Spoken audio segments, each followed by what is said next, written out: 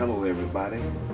Hope everybody's doing well on this Sunday afternoon.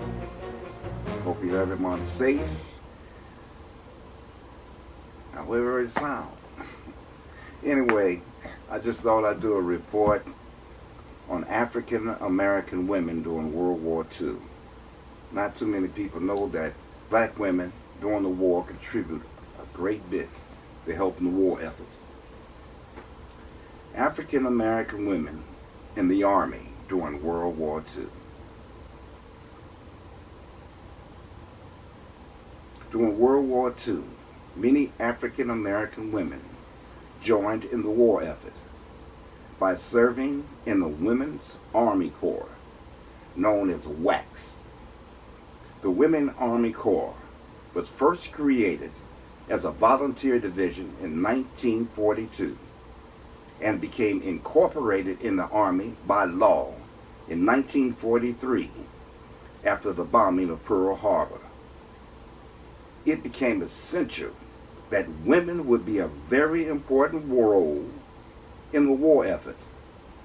There were so many jobs that needed to be filled, like communications, technical, medical, and administrative jobs that needed to be filled during this time. WACS attracted women from all social and economic backgrounds, from low-skilled workers to highly educated professionals. One battalion was the 6888 Central Postal Directory, known as the 688s.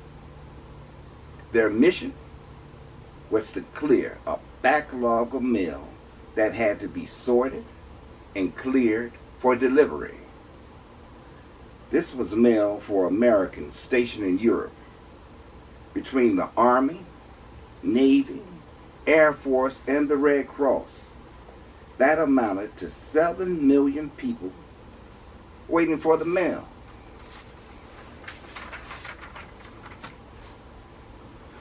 That responsibility fell on the shoulders of 855 African American women from February 1945 to March 1946. The women of the 688s distributed mail in warehouses in England and France. Because of the shortages of resources, mail had stacked up in warehouses for months. They cleared it out. They knew the mail had to go out with people waiting on word from their loved ones overseas fighting. As the largest group of black women to serve overseas, they dispelled stereotypes and represented a change in racial and gender roles in the military. They showed they could do it, just like the men. The 688s were run by black female officers. One of them was Major Charity E. Adams and Captain Abby N. Campbell. Black women became WACS from the beginning of World War II. Mary McLeod Bethune, a personal friend of First Lady Eleanor Roosevelt and a special assistant to the War Secretary, handpicked many women to become WACS. Black women were encouraged to become WACS. Many were told they wouldn't face discrimination like the Navy, who almost entirely excluded black women, and the Army Nurse Corps only allowed 500 black nurses to serve, even though thousands of women applied. Many black women became WACS because jobs in civilian life was denied them. For others, it was for economic stability when the war ended.